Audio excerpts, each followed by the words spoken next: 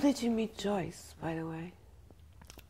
I have a feeling it was through Charles Gallet in LA. Do you remember Charles Gallet? Yeah, so it was way in the beginning. That was your first store, That right? was my first store, and he was the one that really, and you know, they had that network at that time. I guess that network is broken up a little bit, but there was, you know, Charles and Alan Bilzerian and Mary Lou Luther and the woman, I forget her name, at Henry Bendel's, and Marion Greenberg? No, the buyer, Joan. Shelley Sams, and there was Joyce, there was Maria Luisa in Paris, and you know, they all kind of just, I don't know if they're all really good friends, but they all kind of knew that they were the same level, and they all kind of, word got through that little network, and that's how I met Joyce. And how many years that ago? was before I was producing in Italy, so that was like 10, 12 years ago or something, because I've only been producing since I moved here, like in 8 years. And that was before my partners came and plucked me out of the gutter and brought me here, which is really, I mean, when I first started making clothes, my approach was so innocent. I just thought, you know, I loved the legend of Charles James doing beautiful things and kind of being cranky and broke in the Chelsea Hotel or something. Yeah. Did you ever meet him? No, I didn't. Did you? I did once, yeah. Wow, that's something. That's kind of history. the end of his life in that really decrepit apartment. That's what I thought I would do. And that was kind of very glamorous and wonderful to me. I thought, you know, it's going to be magic and seedy, and that's going to be my life. And then, and I'll stay in Los Angeles, and I'll be on Hollywood Boulevard. And but then Elsa and Luca, who had worked with an agent in Italy who represented the Italian side, the Italian distribution for Andamila Meester and Olivier Teskins and Alexander McQueen, they were ready to start kind of on their own, and so they saw an article about me in, I think, Dutch magazine. No, Really? That wasn't Dutch magazine. I can't remember what it was. Maria Luisa, I think, was the one that found me in Dutch magazine. I used to write for them. Yeah, and anyway, so they came and they found me, and they said, you know, we'd like to distribute you internationally. We'd like to have worldwide distribution, and we think we can hook you up with a manufacturer in Italy. So, and it was like low risk on all sides. It was a small collection. You know, we weren't thinking about doing runway or investing in anything. It was just, you know, the manufacturer could manufacture it, they could distribute it, and I would design it. And it wasn't that huge of a deal. So we did it very small, and it just grew from there. And it grew in such a nice pace that it was never, nobody ever asks me any questions. I mean, we're partners, but it's not like, you know, they learned to trust me because we got a lot further than they ever thought we would. So it's, you know, no one's going to ask me how much money I spend or, you know, how commercial I'm going to get.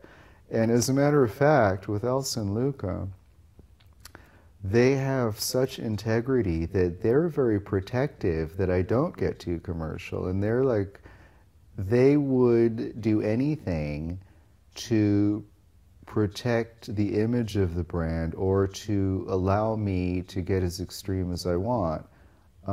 Because it's important to them to have that kind of company. They want to belong to that kind of company because they were, you know, they were the groupies who crashed the Comme des Garçons shows and who would try and get any scrap of advertising or anything that, like those catalogs that Comme des Garçons did in the stores. And they grew up with great respect for the artist side of it in those designers. So they wanted to be a part of that, and they want to protect that. So I feel very protected by them, and I don't think that happens very often. I don't think so. I think that's really, I was super lucky, because my whole thing was when I first started making clothes, I resented like when you'd see a runway show that was over the top and fantastic and glorious and like everything was, and then you weren't able to buy it, and you were only able to buy the commercial things. And I always wanted to do extreme proportions or exaggerated silhouettes, but make them in a way that people could actually wear them. And that's how I started out. I made long bi-skirts with trains, but I made them in washed wool, and I made, you know, like my Madame Grey kind of stuff, but in like old T-shirts, so that you know, it kind of looked like vintage, and it kind of looked cool anytime. You know, like how you can wear like a vintage sequin thing that's kind of in tatters. You can wear that in the day, and it's cool. It's not like you're trying to be red carpet. And people say you do so many collections and stuff, and how many do you do? Yeah, and they, you know, and I'm thinking, well, it's not that hard. I mean, I just don't do anything else. I mean, it's not like you know, I don't socialize really, and I don't go to parties. I don't do anything. I just work, but that's my favorite thing. So, I mean, it's fine. How long was it till you were selling in Hong Kong? Was it right away? Oh, right away. Yeah, I mean, she bought like the first day we met, from what I remember. It was pretty, I've been selling to Charles for a little bit, and I think she just trusted that. That's great. And when did you go to Hong Kong? I never did. But you're opening a store there soon, no? Yes. You never went to Hong Kong? I never went to Japan either for that store opening. I didn't go to Korea for that store opening. Oh, right. I remember you told me last year you were doing the Korea. How come? I don't like traveling that much. Really? Yeah. So you're not going to go to I don't Hong hate Kong? Traveling, but you know, luckily we're the kind of house where it doesn't seem that, it wasn't built on that. It wasn't built on me being places and doing appearances, and it was built on, the kernel of it was built on me having relationships with those buyers and talking about what was selling and what worked in the stores and everything. It was very commercially based. It wasn't editorial. It wasn't me being friends with magazines. It was just me and the buyer figuring out what would work in the store. And because of that, I think I feel like I can get away. But, you know, I'll just pop in there someday, and I'll probably be dusting the shelves and when people walk in, or like folding clothes or something.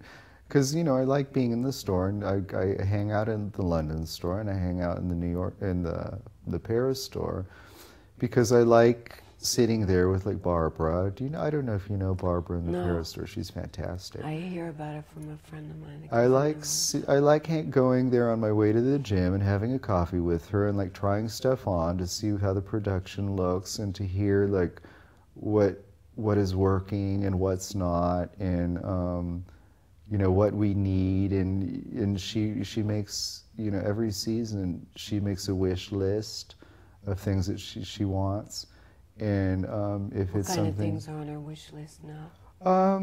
Simple things like leather leggings. I mean, it's very commercial things, very simple things. Or like a jacket that we did for the men's that the women would like in their size that never occurred to me. And I'm thinking, yeah, that's a great idea.